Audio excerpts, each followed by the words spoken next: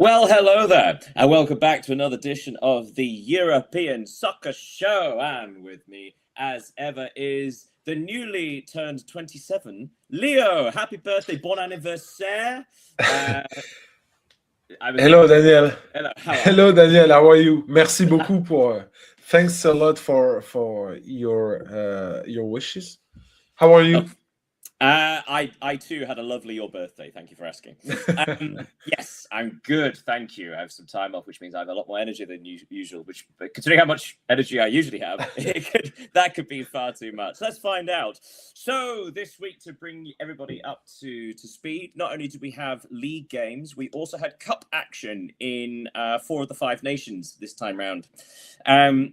So let's start and dive in with the Premier League. So Premier League, we had midweek action. That's when the Premier League was, because it was the FA Cup at the weekend. So in midweek on Tuesday evening, Chelsea threw away a 2-goal lead at home against Leeds United, which finished 2-2. Goals there for João Pedro and Cole Palmer, again from the penalty spot. Before Leeds came back and drew it 2-2. Very exciting game, very fun game. Everton lost at home against Bournemouth. 2-1. Bournemouth came from a goal down to win that one. Insane 10-minute period. Everton winning 1-0 until the 61st minute. And then in the space of 8 minutes, Ryan, the new Brazilian wonder kid, equalised for Bournemouth. And then former AC Milan player Adli gave them a lead. And then a player got sent off for Everton. Mad period of time. Also on Tuesday, the death toll bell rang true for Thomas Frank as Spurs lost at home 2-1 against Newcastle United, and Thomas Frank was relieved of his duties. We'll be talking about the managerial changes shortly. Goals there from Malik Chow, Andre Gray, and Jacob Ramsey. And a very tense game down at the London Stadium where West Ham United were seconds away from a victory. But Benjamin Šeško had other ideas. A 1-1 draw between West Ham and Manchester United. Šeško's goal in particular. Chef's kiss. On Wednesday, Aston Villa won a narrow victory 1-0 over Brighton. Manchester City sauntered to a 3-goal win over Fulham, 3-0. First half goals from Semenyo, O'Reilly, Haaland. And did you hear that death toll? Well, it rang again on Wednesday as Sean Dyche was dismissed as head coach of Nottingham Forest, drawing 0-0 at home against bottom side Wolves, despite the fact Forest had 63% possession, 2.73 XG, 35 shots, 10 of which were on target, but none of them went in. If only one, and then he would have perhaps still been there. Elsewhere, an insane game at Selhurst Park. Crystal Palace took a 2-goal lead, both goals coming from new signing Strand Larsen. But Burnley actually managed to score 3 goals in the last 5 minutes of the first half. All 5 goals coming in the first half, and Burnley winning 3-2 at Selhurst Park. Before Sunderland's unbeaten home run ended against Liverpool, with Van Dijk getting the only goal in a 1-0 victory for Liverpool. And finally, on Thursday, the pressure's getting to Arsenal, ? As they could only manage a 1-1 draw at Brentford, with the gap at the top between them and City now only 4 points. Gosh, that was a long introduction for the Premier League. So first of all, let's talk about the obviously. Let's talk about the managerial changes, because long time coming for Tottenham Hotspur, perhaps less so for Nottingham Forest. It was inevitable for Thomas Frank being dismissed, wasn't it? Because Spurs being only 5 points ahead of West Ham United now. Had West Ham beaten Man United, and again, that was seconds away from happening, Spurs would have only been 3 points from relegation. It's too close for comfort. He had to go. Yeah, I agree with you because the weeks go by and look the same for Tottenham with these poor results, these loss, these draws. Except that this time, sorry, the defeat against Newcastle, which we have to say is not experiencing the best Premier League season of their history, as sealed Thomas Frank fate. Sorry. So, in my opinion, this is a team that needs a wake-up call, and I think Igor Tudor, his personality. Spoiler alert! Yes. So, in case people hadn't heard, former Juventus manager. Yeah, former and former Marseille and former Marseille manager and Lazio. has taken over on an interim basis until the end of the season. Do you think this is a good appointment, and why? I think it's the way he will handle his players will be important for Tottenham, because now the point of the end of their season is to just save themselves. I don't think he's a long-term manager, because his two previous experiences showed, so at Juventus and at Lazio, showed that he's limited, that his results were quite Yeah, I think I read somewhere that the average time he spends as the head coach of a club is something like 11 months. It really is short term. Yeah, in Marseille, because he trained Marseille few years ago now. It was a really good appointment. He had a difficult start with the fans booing him before even he managed to manage a single game, but he turned the things around, and his Marseille team were really interesting to watch, with a lot of pace, with a lot of goals. It was really interesting to watch. So I think it can be like a breath of new air for Tottenham Hotspur, and they just need someone to push them forward, because this is the main objective right now. Elsewhere, like I said, Sean Dyche was also relieved of his duties as boss of Nottingham Forest, and they have since appointed Vitor Pereira, another short-term experienced manager. Do you think that's fair? I mean, we talked about before that Nottingham Forest, the stats alone suggest that match, it was so one-sided, and had they got that victory, they would have been level with Spurs. Do you think this is a fair? Do you think this is more reactionary? Do you think this is perhaps a little bit of desperation of Forest having to stay up? I think at Forest, like it was the problem at Lyon under John Textor, the problem is not necessarily the players or the level of playing. It's the fact that it's so unstable. How many coaches and managers did Forest have since the start of the season? 3 now. This is now the 4th permanent manager. 4th, yeah, season, which has never happened before. Yeah, I don't think you can build something out of a team on such a. So they started the season with Nuno Espirito Santo. But obviously that was shortly after the appointment of Edu as head of football operations, I believe. Sporting director was one of those. But very much the emphasis was on him changing the style of football. And then they fired him and hired Ange Postecoglou, who very much would have changed the style of football, but he only lasted 34 days, 37 days, something like that. Yeah. So they fired him, and then they hired Sean Dyche. And now they fired him. So now it's up to Vitor Pereira to. For Vitor Pereira, this is like a free shot, right? There's no expectation at this point, because everybody is aware of what a chaotic situation this is. So even if they go down, it's no fault of his. No, but I don't think it will be a long-term manager for Nottingham, except if he manages to keep them up in the Premier League, because now they desperately need to win those games. West Ham are only 3 points behind them. They have played, I wouldn't say well this past weeks, but they have some good results and a clear improvement from compared to what West Ham have been in the last few months. So they just need to now just win some games to stay up. Yeah, it does feel like West Ham are in the ascendancy, and it's just a question Yeah, of you only at this point you only have to be better than one team because Wolves are down, Burnley are almost certainly down. So yeah, all you have to do is have better results than one side to stay up. How far do you think the relegation battle is? How far do you think it goes in the Premier League? Because West Ham are currently the last relegation spot in 18th on 24 points. Then it's Nottingham Forest on 27, Tottenham Hotspur on 29, Leeds United on 30, Brighton on 31.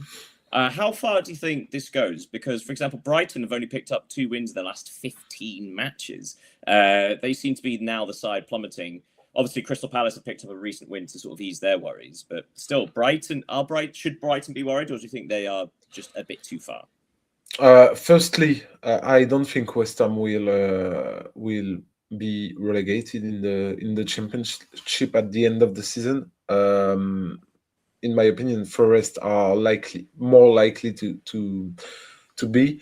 Concerning Brighton, you're right to point them out because we don't hear much about them, but they are a team that have only won 2 of their 9 games in 2026. They are on a 6 game winless streak in the Premier League.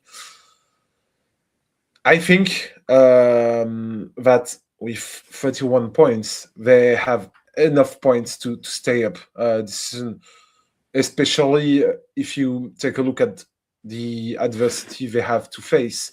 But it's obviously a season to forget for them. The advantage is that, as you mentioned, Wolves are already relegated in the Champions League. I think Burnley too. Even with this win at Crystal Palace, I think it's too late for them. It was just to have a word on Burnley. It was an impressive victory because turning the things around as they did in 5 or 10 minutes, it's impressive. It shows that it's a team full of character, but I think it's certainly too late for them to hope to stay in the Premier League. And given their last weeks, it's almost a shame because they did manage to hold Liverpool, Tottenham, and Manchester United on draws in 2026. So it's a shame for them because I think it's too late to hope to stay. But it's one place remaining for the relegation, and I don't think it will be West Ham, but more likely Forest. Yeah, it'd be interesting if Nuno Espirito Santo stays up with West Ham and yet 2 of his former clubs get relegated at the same time. Quick word on the situation. I was going to say the situation at Arsenal. They're top of the table by 4 points. But I suppose the sort of the discussion or the commentary on it seems to be like, last weekend with 10 minutes to go against Liverpool, Manchester City were losing and the gap was 9 points. And in the space of a match and those 10 minutes, it's now 4 points. So obviously that seems like quite an extreme turnaround, but obviously that wasn't a result at the time. Yeah. But in this context, do you actually think this was a good point for Arsenal? Because even though they did drop points, you are going to drop points. None of these teams are perfect. The situation reminds me, I don't know if you remember, but maybe 2 or 3 months ago, they had the possibility to become 11-point clear. I do remember them. Yeah, and they lost 1 or 2 games, and Manchester City won, and the gap was only 4 points between them. So the situation is the same right now. Firstly, talking about that game, I want to give credit to Brentford because they had a real good game. It was quite funny to watch Arsenal being punished on a throw-in because it's usually their their stuff to do so. So now it will be interesting to see the end of the season with only 12 games remaining, and I think the thing is that the more games they play, the more pressure will build on them because we have to recall it's not a team that is used to win trophies. So they have an experienced player in the winning aspects, and it will be they will have to deal with it, because winning a trophy is not only being the best on the pitch, is also being the best in the head. So it will be interesting to watch it. We at some point we need to discuss the managerial situation at the end of the season, because I think that's 7 or 8 clubs. 8 7 for certain are looking for new managers at the end of the season. So the market's going to be quite something. Quick word before we move away from England. Obviously, it was the FA Cup weekend. Only one major shock to tell you about: relegation. Inevitably relegated Burnley lost at home to League One Mansfield. If you don't know where League One is, that is the 3rd tier of English football. And Mansfield won it in one of the last minutes of the game. A brilliant free kick. So if you haven't seen those goals, go and I would recommend going to see that one in particular. It's fantastic. Elsewhere, the only other one to bring your attention to was Aston Villa 1, Newcastle United 3. If only because, if you didn't know, there's no VAR in the early rounds of the FA Cup. So there was no VAR in this match, in which there was, I think, 4 errors, huge errors from the officiating staff, which has now been highlighted. One of which was they'd missed a handball from Lucas Digne, who maybe should have been sent off as well earlier in the match. He was 3 yards inside his own box, and they gave a free kick. And it was lots of mistakes in that one. Newcastle's reward for defeating Villa away: a draw against Manchester City. Tough to be a Toon fan. Right, we should once again. And I was going to say, I think they face each other next weekend, the weekend after that.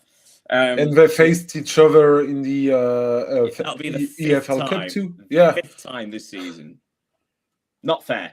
Yeah. Right. Anyway, they should maybe create their own championship. We're going to move on. Let's move over to Italy. Yes, Italy, where we're all praying that there's an upcoming midweek match, the Como AC Milan match, which should have been played in Perth. Because currently Inter are 8 points clear, and we're hoping just to make this title race a little more interesting. But the results to bring you on Friday: that AC Milan did win 2-1 at Pisa. Goals from Loftus-Cheek and Modric. That's despite a late red card for Rabiot. On Saturday, Fiorentina, they got the victory they needed, except they're still not out of the relegation zone. We'll tell you why later. But yes, they actually defeated Como at Como. 2-1, with goals coming from Moise Kean and Fagioli, I believe it was. And also Como Morata got a late red card, which seems unusual for a veteran striker. We should also point out that Como were in action midweek in the Cup, so probably a bit tired. As were Lazio, and they lost at home 2-0 against Atalanta. Really, tiring out those league fixtures for the midweek action in the Cup. But the game of the round: Inter 3, Juventus 2, a fantastic match, which we'll come on to just shortly for the details. On Sunday, Udinese lost at home 2-1 against Sassuolo. Sassuolo coming from a goal down to win that. Cremonese 0, Genoa 0, Parma 2, Hellas Verona 1. Parma perhaps definitely safe after that victory.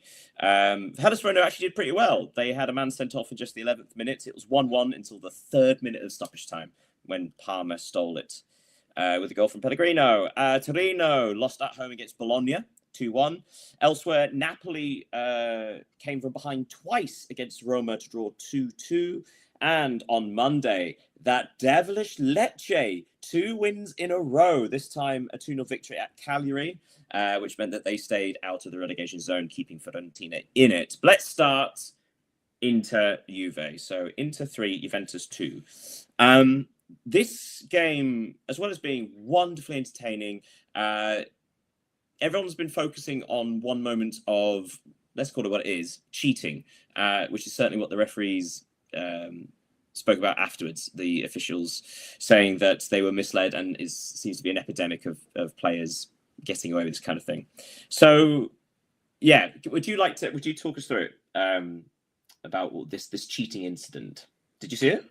Yeah, Pierre Kalulu, the Juventus defender, was booked early in the game, and then he committed a foul on Alessandro Bastoni from Inter Milan and got booked for the second time in the game. Then, of course, being handled a red card. But when we saw the images, we could notice that he barely touched Bastoni, who dive to be just fair. And given this aspect of the game, it's impossible to analyze it without mention this error.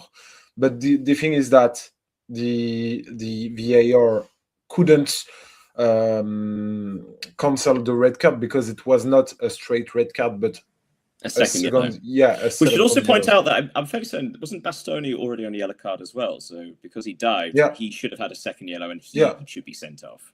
Yeah.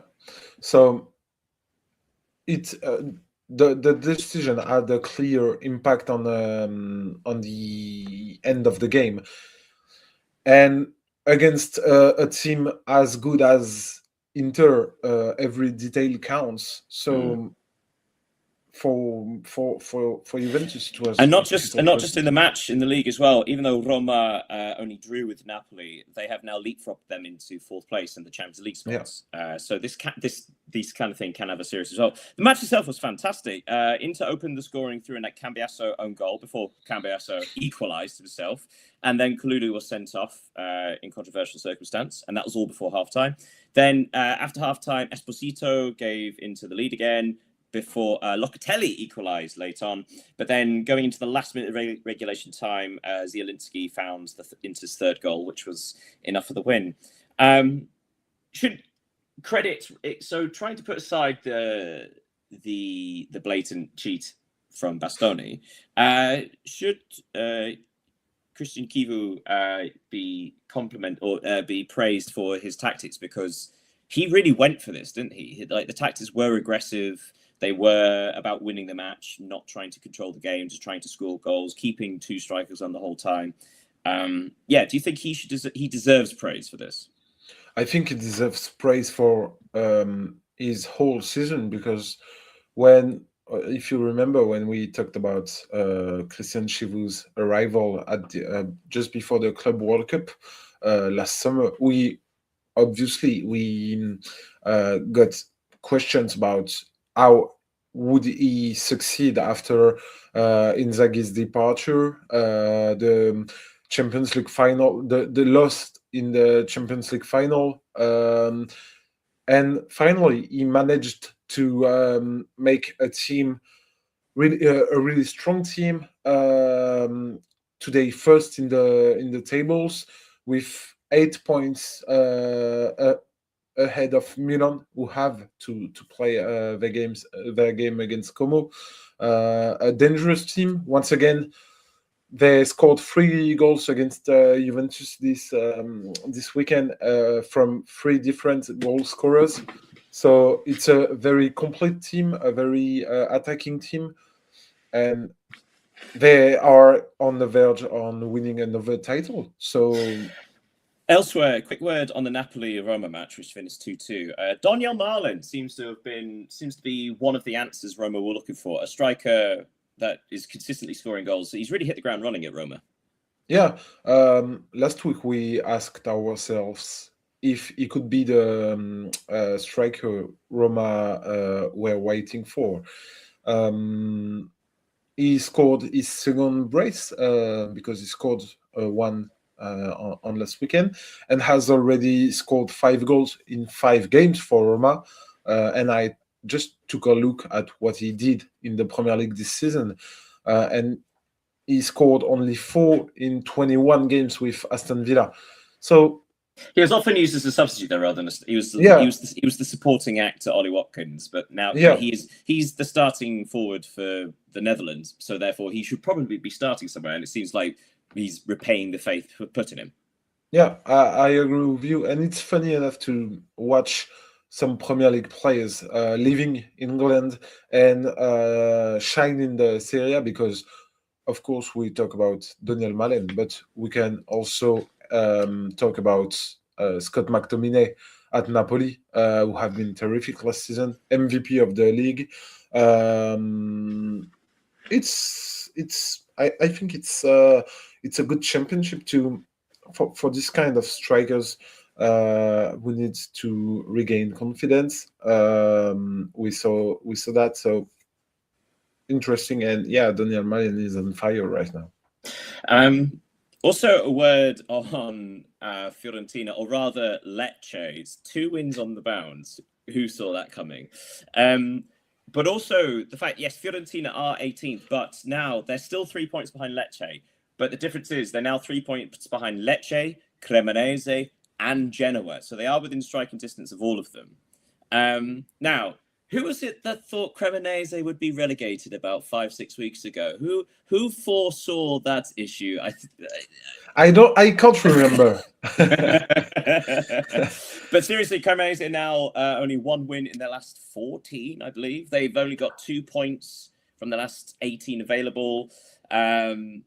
Yeah, hard times for Cremonese. But yes, so speaking of the relegation battles like we did in the Premier League, how far do you think this goes in Italy? Because obviously Fiorentina are 3 points behind Lecce, Cremonese, and Genoa. They are 6 points behind Torino. But I suppose Torino are only 3 points ahead of all those other teams. But I suppose you just don't see certain teams picking up points. But then we said that about Lecce, right? So how many teams do you think are in this relegation fight? I think there are 4 teams in this relegation. Do you think Torino is safe already?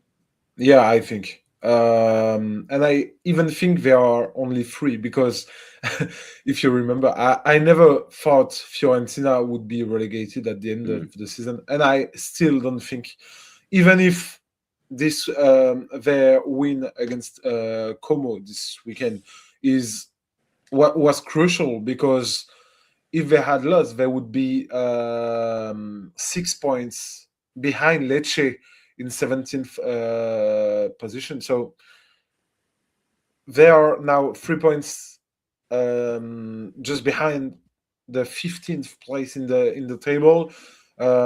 You've mentioned Cremonese's form. In fact, yeah, they are terribly at the moment. But it'll be really interesting. So to jump in, it'd be quite cruel if Cremonese were to be relegated, but yet they were the only team to beat AC Milan this season. Yeah. Because that's their only accomplishment of the season. And they had a good start, because I remember they were on a 5-5-5.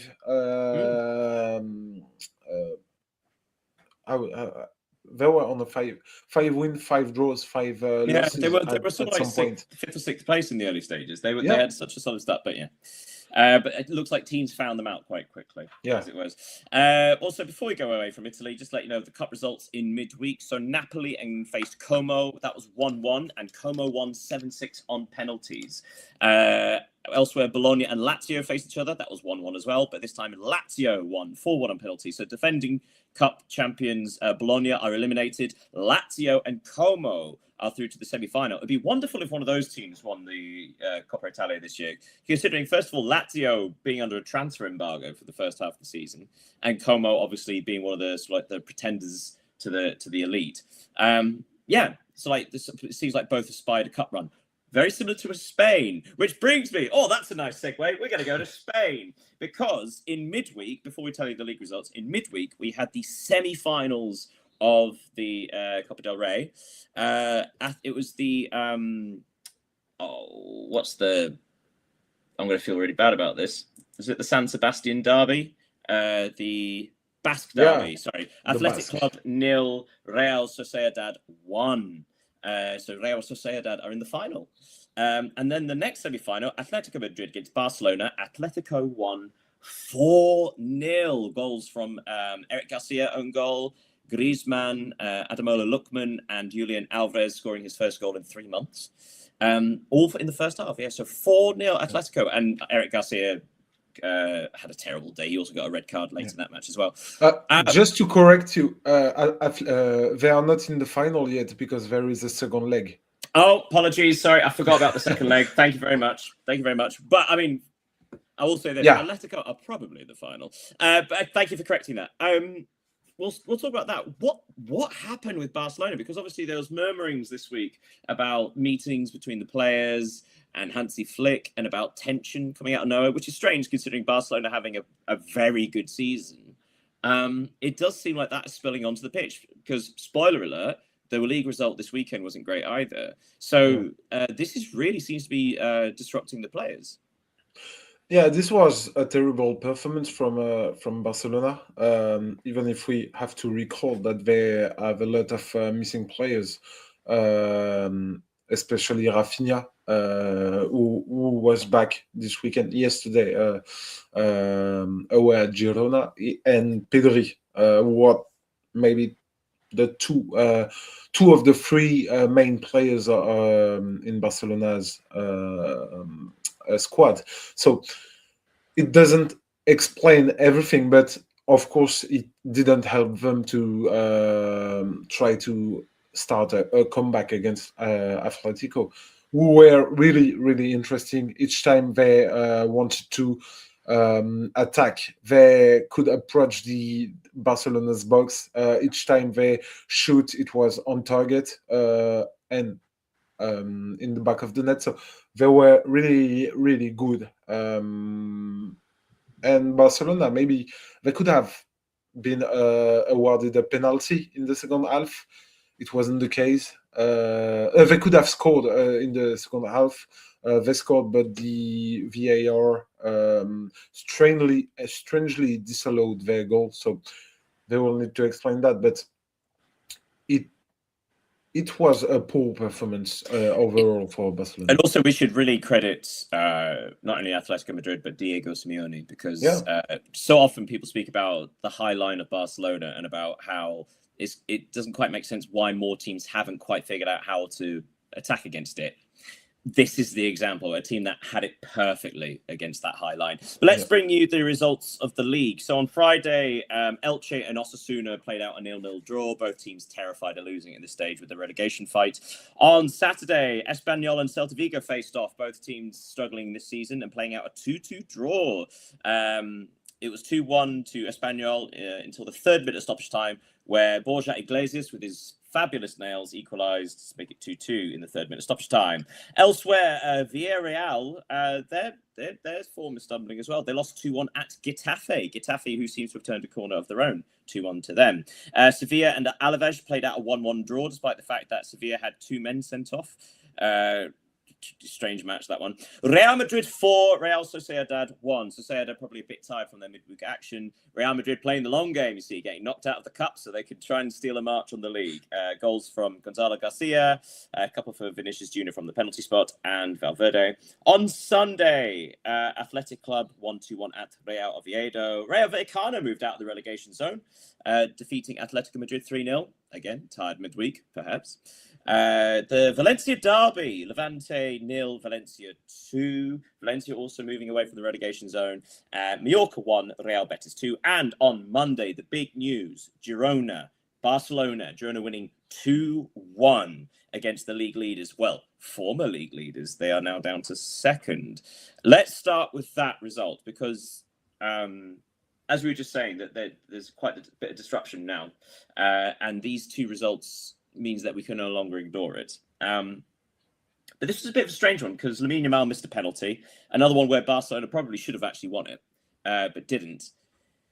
But this could be damaging, couldn't it? This level of form, because if they don't fix it quickly, then Real Madrid seem to have gotten their quote S word together.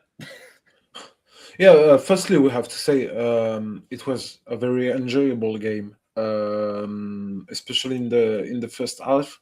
Great atmosphere, good performances on the pitch, but Barcelona made too many mistakes to win. Add to that the Yamal missed penalty you've mentioned, some controversial refereeing decisions, especially on the Girona's second goal and Echeverry's fall on Jules Koundé. And it was really bad night for Barcelona, who are now sitting second in the league, 2 points behind Real Madrid. whom they will play before the end of the season. There is still a long way to go in the league, but the dynamic with also the Champions League, we have to mention it, and the Copa del Rey return leg, it will not really help Barcelona because they are really tired. Hansi Flick told it in the press conference, so it will be a tough mission for him to get his team back on track. Probably a word on. I'm trying to find the results from last week. Atletico. Oh yes, so Atletico. Atletico Madrid. That's 2 losses in a row. They lost at home against Real Betis last week, and lost at Rayo Vallecano this week. But considering the results, do you think that was actually smart from Simeone, because they did play a very rotated side in the league last week and this week? They've got no real prospect of winning the league. They're 4 points ahead of Real Betis in 5th, so not safe, but fairly secure. So do you feel like it's right for him to try and go all in on trying to win a trophy, considering Real Madrid are already out of the competition? So there was an opportunity here, and he took it. Yeah, you are perfectly right, and I think I was asking myself, sorry, are they putting all their chances in the Copa del Rey and in the Champions League? Because seeing the gap with Real Madrid and Barcelona, I think we can say they are ruled out of the Liga title. So now they have the opportunity to actually win a title. They strengthened their squad in the past transfer market. So yeah, I think they should seize the opportunity to win the Copa del Rey. Just making sure to qualify to the next Champions League campaign, because they're only 4 points clear of Real Betis. But I think the La Liga race is over for them. So all in on the cup. And rightly so, you feel, as opposed to just playing it safe for the rest of the season. Quick word on Real Madrid, who that is now 6 wins in a row in the league, but also looks like Trent Alexander-Arnold might finally be assimilating into this team properly. Like, this is by far his best performance, and I believe it was one of the Spanish newspapers. The headline was "Beckham is back" after Trent Alexander-Arnold's assist for Gonzalo Garcia. This was his best game in a Real Madrid shirt, right? Yeah, I think too. Even if he didn't play 30 games for Real Madrid yet, but yeah, he was really good, assisting Gonzalo Garcia on the opener. Talking about Gonzalo Garcia, he has been decisive a lot this season. Every 122 minutes this season, which is impressive for a young rotation player. And yeah, Real Madrid are the big winner of the round. Just a word on Real Sociedad. It was the first defeat from Pellegrino Matarazzo since joining. Of course, yeah, and I don't think it will make them lose their spot to the European football. They are still on the race, only 3 points behind Celta and 4 behind Espanyol. So it will be interesting. Real fight for those Europa League spots. Yeah. And again, considering how they started the season, that's what a result that'll be. And before we move away from Spain, just to remind you what's going on at the bottom, it's Mallorca who are now occupying that 18th spot. They are 1 point behind Rayo Vallecano, who won this week, and Elche. 2 points behind Valencia, who won this week, as well as Alaves and Sevilla. Girona, with that victory for them over Barcelona, means they are now 5 points ahead of the relegation zone. Again, wonderful turnaround for Girona. Right, we should go over to Germany, I think. So just a little word, midweek, some more cup action here in the DFB Cup Dockball? I forgot actually what it's called. Anyway, Hertha Berlin and Freiburg faced. These are quarterfinals. 1-1 between those two, with Freiburg winning on penalties, and Bayern beat RB Leipzig 2-0 with goals coming from. Do you want to guess? Harry Kane, Luis Diaz. But yes, so both those, Freiburg and Bayern, through to the semi-finals. But in the Bundesliga itself, on Friday, Borussia Dortmund, a fantastic victory over Mainz, 4-0. Mainz being, let's just quickly talk about this here. Mainz, rejuvenated, wonderful bit of form, but Dortmund just seem to have too much about them, right? This is what Dortmund look like on their better days. Yeah, and Borussia Dortmund, they desperately want to win the title. The players, I've said it in the press, they are eyeing for the title. It was a strong performance. They scored. It's not a trivia thing, but they scored 3 first half goals with headers, which is unusual to be. Well, unless you're Arsenal. Yeah, they are putting their 6th consecutive victory to put pressure on Bayern Munich because they played before. And yeah, of course, yeah, the lead was briefly down to 3 points. Yeah, talk about 6. They're 6 points behind Bayern, also 6 points ahead of Hoffenheim. So why not try and go for the title? Look up rather than down, on Saturday, Bayer Leverkusen beat St. Pauli 4-0. A nice, comfortable victory there. I'll be honest, I'm going to sum this up by saying basically this week the top half defeated the bottom half. It was very much that vibe. Frankfurt defeated Borussia Mönchengladbach 3-0. Elsewhere, Hamburg defeated Union Berlin 3-2. That was a very fun match. Hoffenheim 3, Freiburg 0. Freiburg, again, we're in action midweek, possibly a bit tired. If you haven't seen the highlights, perhaps you should watch it just for possibly the greatest disallowed goal ever. Do you know the one I mean? The Kramaric one? Yeah. Was it a volley from like 35 yards? And I don't know, but it was a beauty. And Kramaric is on the top form recently. Which is great. Former Leicester City striker. Yeah. Yes, anyway, sorry. Hoffenheim 3, Freiburg 0. Elsewhere, Bayern won 3-0 at Werder Bremen. A couple of goals there from Harry Kane, one from the penalty spot. And ding, ding, ding, ding, ding, ding, ding. That brings up Harry Kane's 500th goal in the top flight and international, which is kind of astonishing, really. So a record for an English player. The first ever English player to record 500 goals. Again, we should probably specify in the top flight of the major leagues. Yeah. So we don't count second division and below. So yes, international top flight. A wonderful achievement. And actually, my trivia will be based mostly on Harry Kane a bit later. So we'll come back to talk to him then.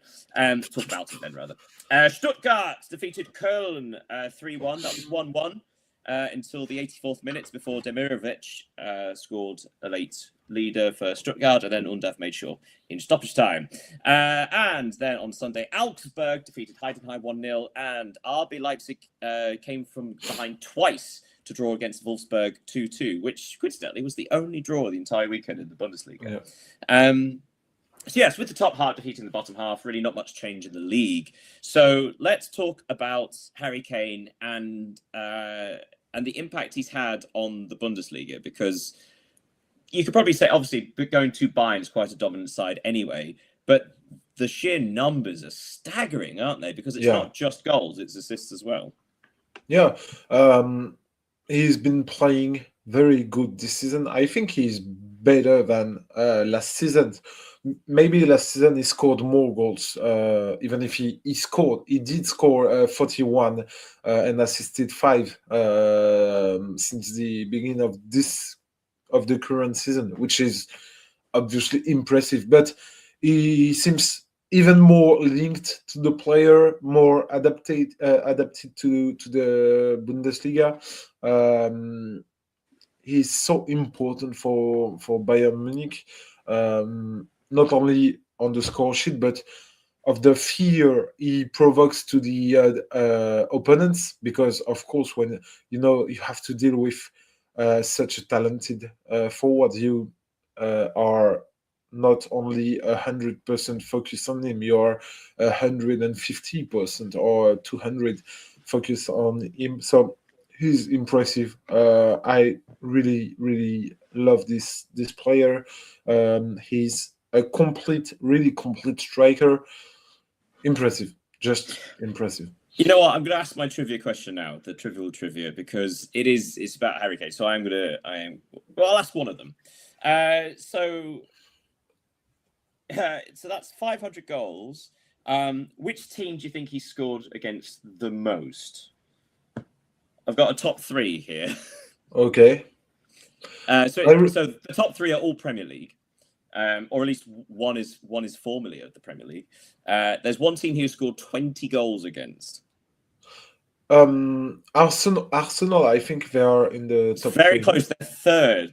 He scored 15 goals against Arsenal. So for those of you who think he just scored the easy goals, the flat track bully, no.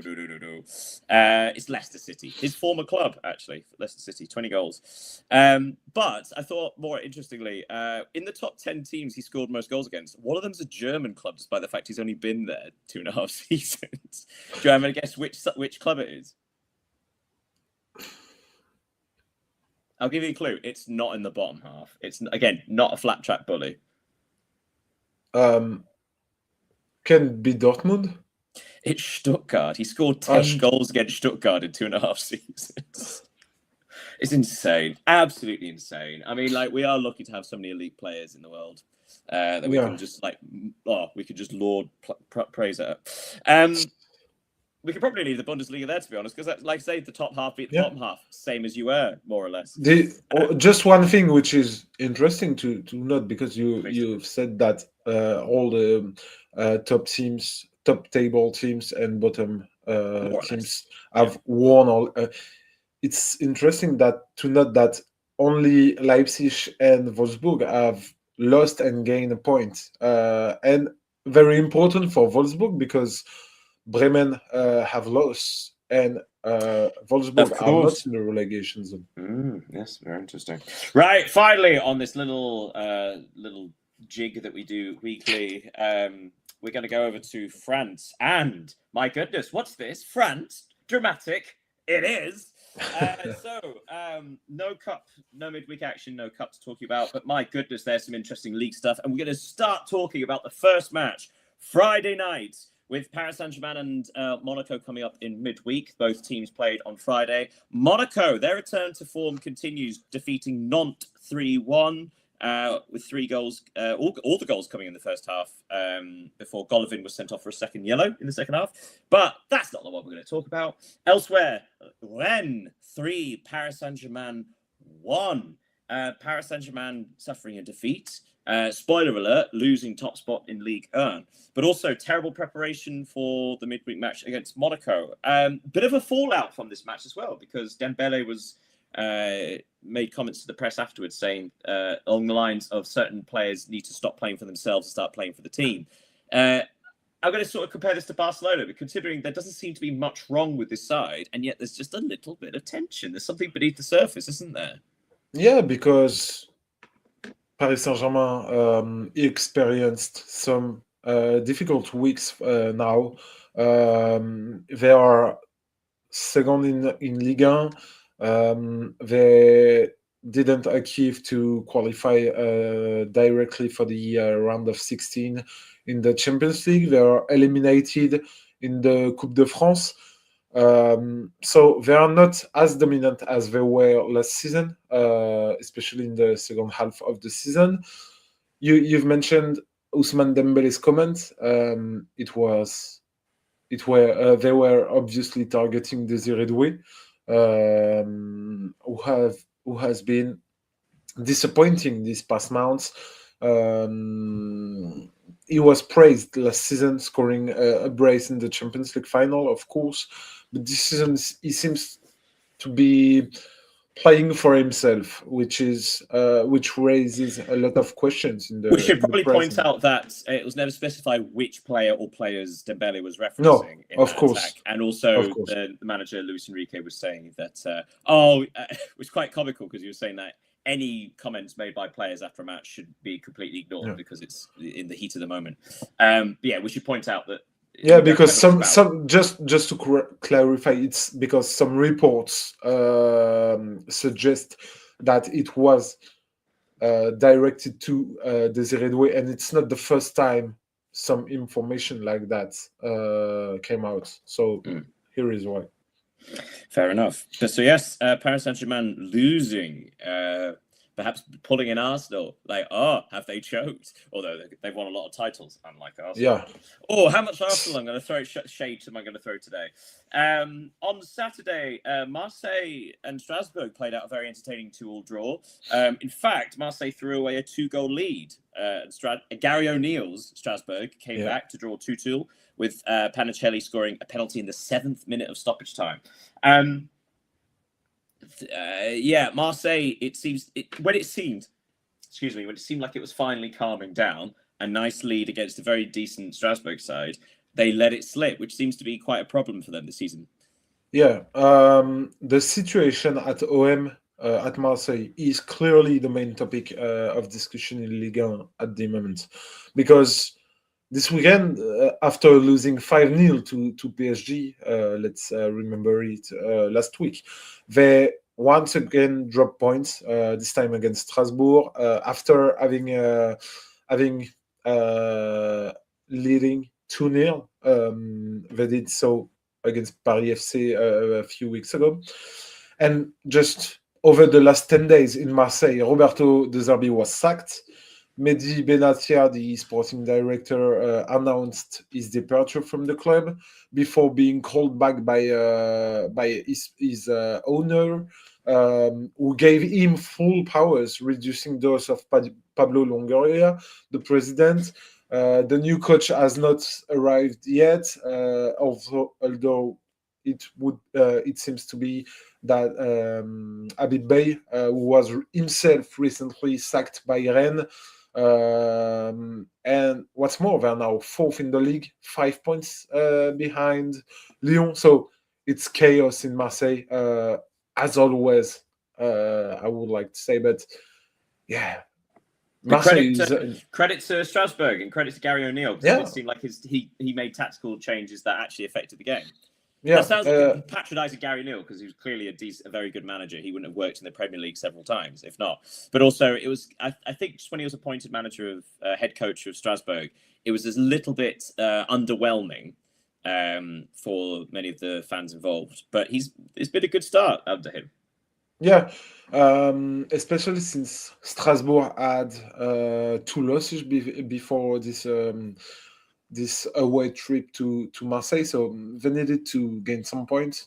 They will face Lyon on the next weekend, which will be also difficult. So it was a good thing for them to have this point. A couple of more matches to talk about, although some other results. Lille's poor form continues. They drew 1-1 against Brest, so just 1 each for Brest. But that is only Lille's. That's only 2 points in the last 18 available for Lille. Really poor form. And actually, they lose it. They've lost the opportunity because they could have put pressure on Marseille for that 4th spot, that qualifying Champions League spot. But they're still 6 points behind. Elsewhere, Paris FC 0, Lens 5. A couple of goals for Saïd, a penalty for Thauvin, and 2 late goals for Fofana in stoppage time. This was. I mean, we were wondering if this was going to be another sort of tense performance against Paris and their dogged defense, but this was fantastic, wasn't it?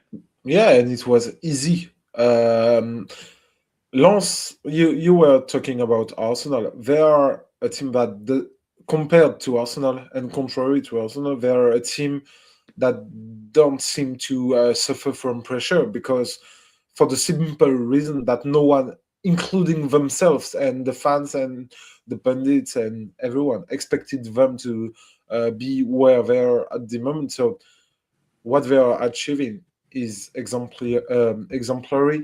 It's all bonus.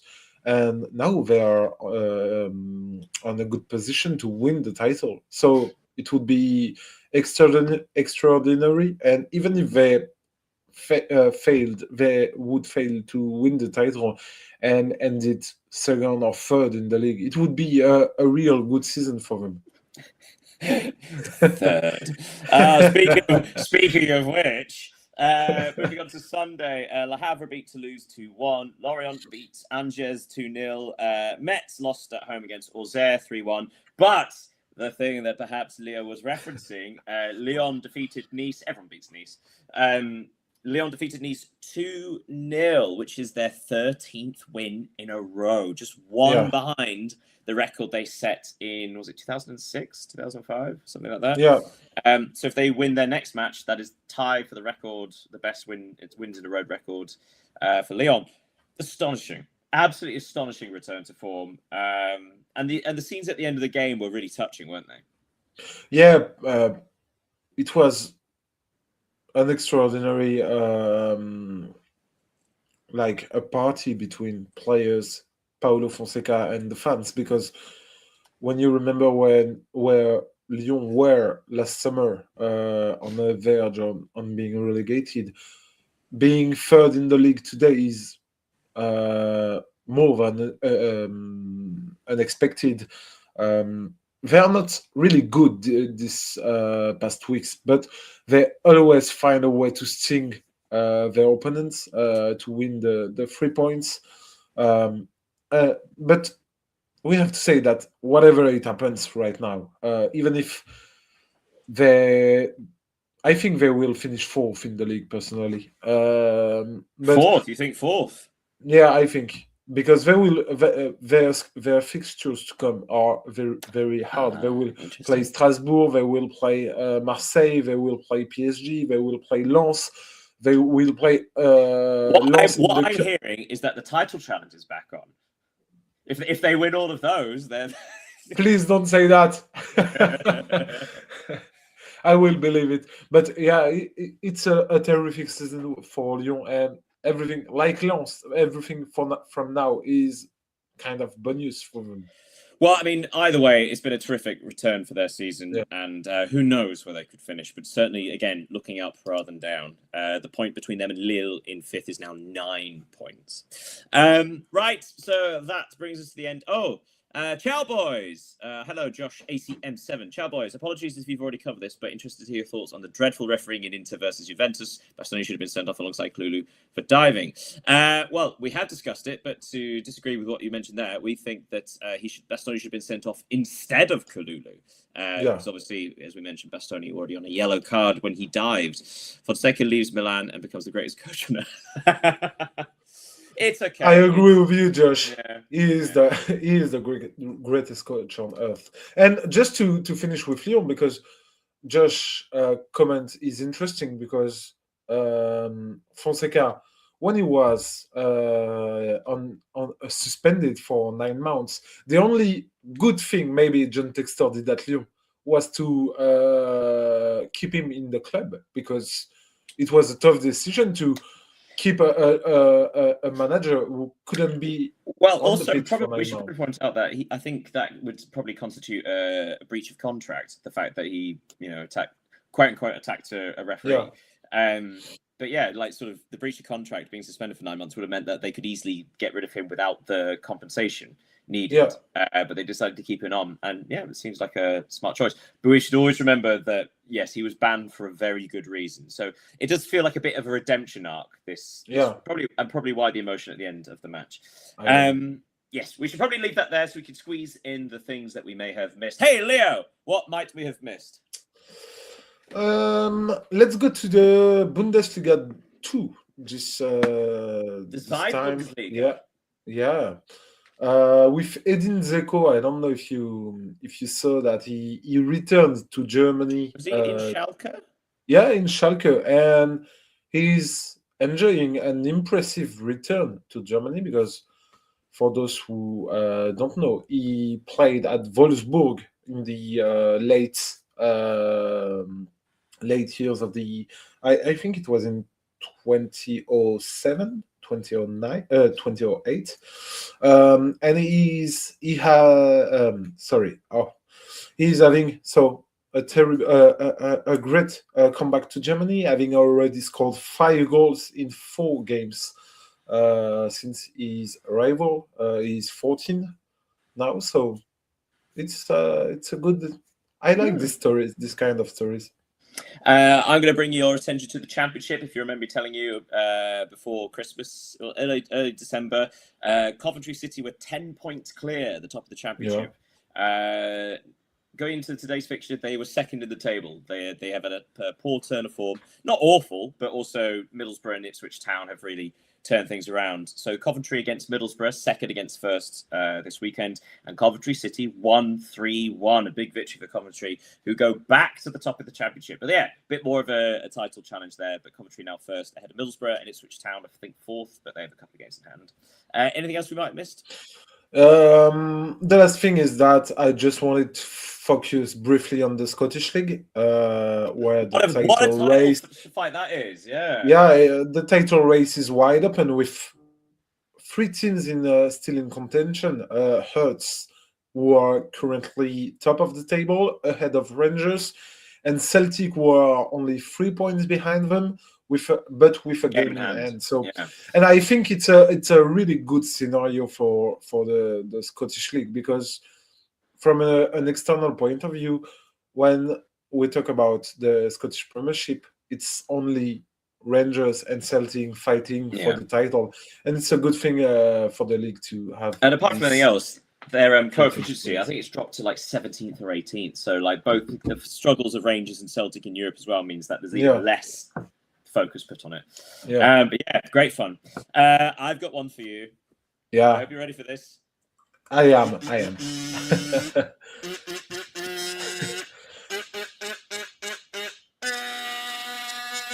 An announcement, a result in the Portuguese Primeira. No way. Don't tell me that. 18th place, AVS 3. Estoril, 8th place, 0. AVS beat 8th place Estoril 3-0 to record their first victory of the season. They are now only finally. They are now only 12 points from safety. So the fight is on. But hey, you know what? We've still got 4 teams across the entire of Europe still waiting for their first victory. So I'll keep an eye on them for everybody here. Yes. Right. Trivial trivia. To finish things off, I've still got one more. Do you have anything? I don't, but I have an answer for you. Harry Kane obviously scoring his 500th career goal. Again, we're talking top flight and international. Including Harry Kane, how many players have scored that many goals officially? Officially in the top flight and international, how many players have scored 500 goals at the highest level of football, as far as records show? Okay. Lionel Messi and Cristiano Ronaldo. It might take you a while to count them off. Yeah? Oh, I had Karim Benzema too. Luis Suarez. Well, I've got the whole list here if you want to put it like, okay. But I think it's a lot. It is.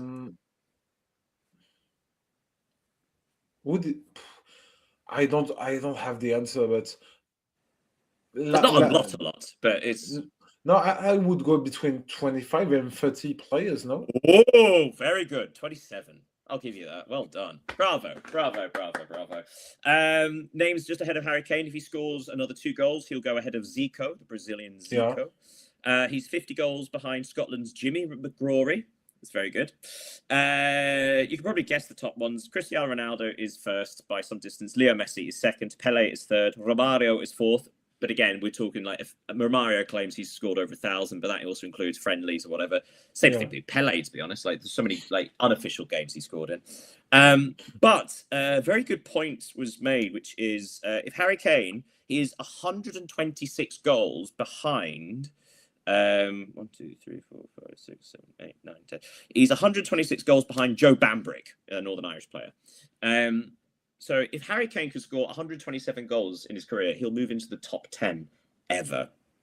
He's 134 guys behind Gerd Müller as well. So when you say it like that, the top 10 really is possible for Harry Kane before he ends his career. Don't you think? Yeah, I think especially if he keeps playing in the Bundesliga, where he seems to be to adapt really, really well. So yeah, I think it is. He has now 12 games remaining to do so. Oh dear. Right, that brings us to the end of the European Soccer Show. Thank you for watching TES with me and Leo. Thank you as ever, Leo, for joining me. Thank you, Daniel. Thank you, everyone. And make sure you follow the watching us. socials, because you also can keep watching this either live on the live stream or afterwards on things like YouTube. You can also send us comments like that lovely guy earlier asking questions we'd already answered. But you know what? Feel free to send them anyway. We love comments. Until next week, take care of yourselves, and we'll be back with more coverage of the top 5 European leagues. See you next Thursday. Goodbye, everybody. Goodbye. AVS1 party, party, party, party. Goodbye.